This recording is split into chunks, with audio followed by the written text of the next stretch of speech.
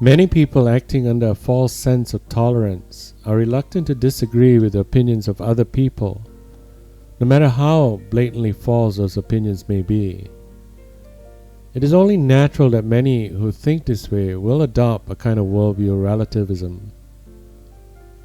In this way of thinking, all worldviews apparently are created equal, whether their creators happen to be Mother Teresa or Adolf Hitler. When this mantra is put into words, it comes out as, you have your worldview and I have mine. Well, for such people, one worldview is as good as another.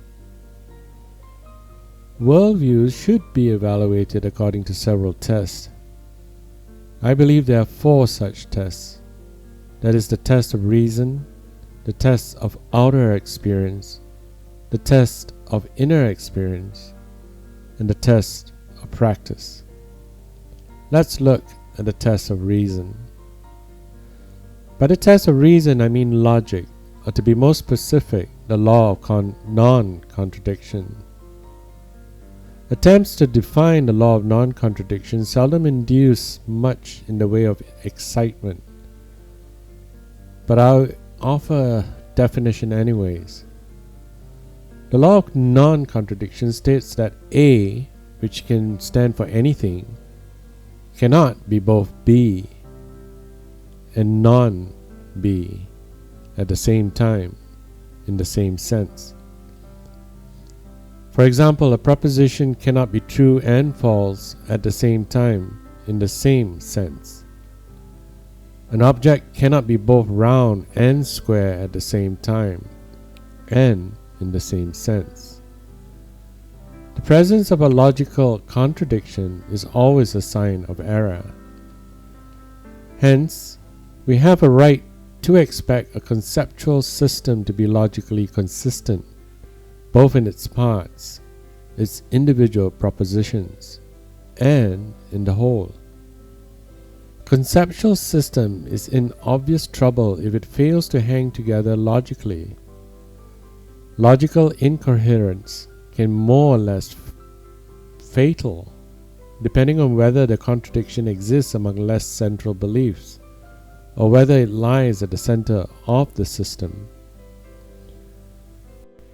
Worldviews should always be submitted to the test of the law of non-contradiction. Inconsistency is always a sign of error, and the charge of inconsistency should be taken seriously.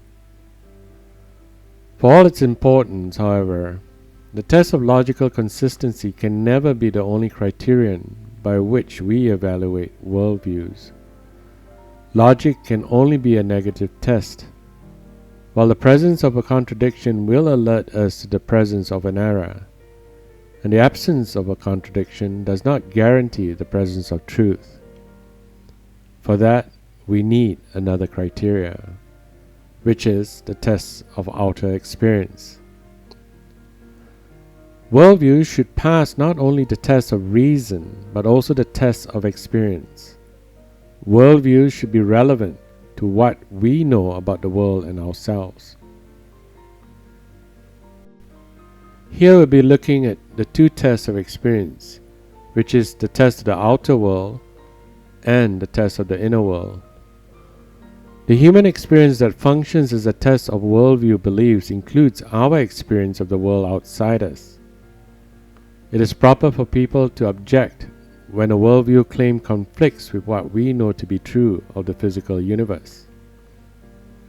This is one reason why no reader of any book believes that the world is flat or that the Earth is the center of our solar system. As part of the test of outer experience, we have a right to expect worldviews to touch base with our experience of the world outside us. The worldview should help us understand what we perceive.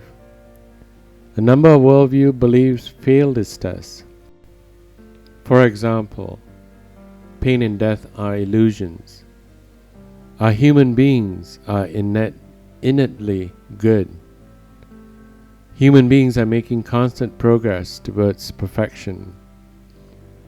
No worldview deserves respect if it ignores or is inconsistent with the human experience. Let's look at the test of inner experience. As we have seen, worldview should fit what we know about the external world. It does appear, however, that many who urge objective validation fail to give the proper credit to the subjective validation provided by our consciousness of our inner world. Worldview also needs to fit what we know about ourselves. Examples of this kind of information include the following.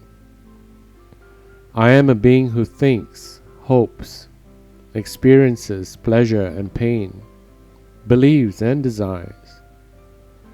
I'm also a being who is often conscious of moral right and wrong, and who feels guilty and sinful for having failed to do what is right.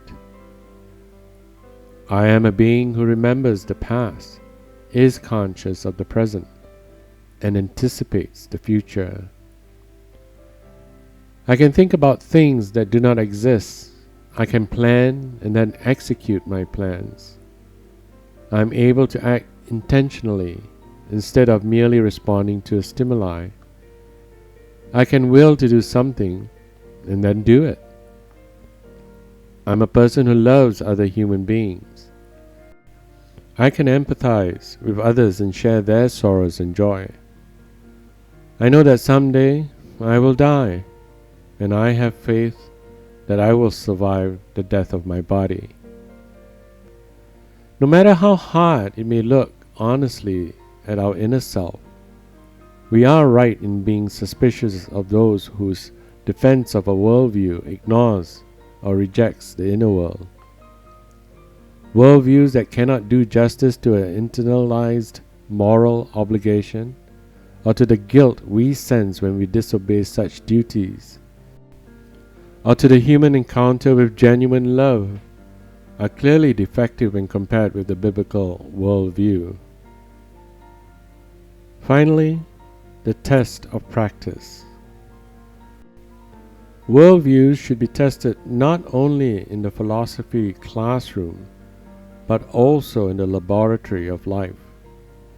It is one thing for a worldview to pass certain theoretical tests of reason and experience.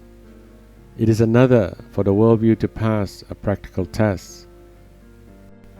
Namely, can people who profess that worldview live consistently in harmony with the system they profess? Or do they have to find that they are forced to live according to beliefs borrowed from another competing system? Such a discovery, I suggest, would produce more than an embarrassment. This practical test played an important role in the work of the Christian thinker Christian Schaeffer, who proposed the two environments in which humans must live, which include the external world with its form and complexity, and the internal world of the man's own characteristics as a human being. This inner world includes such human qualities as a desire for significance, love, and meaning, and fear of non-being, among others. As we go forward in this series, we will look next at the application of these four tests. Join us next time as we continue our series into the topic of worldviews.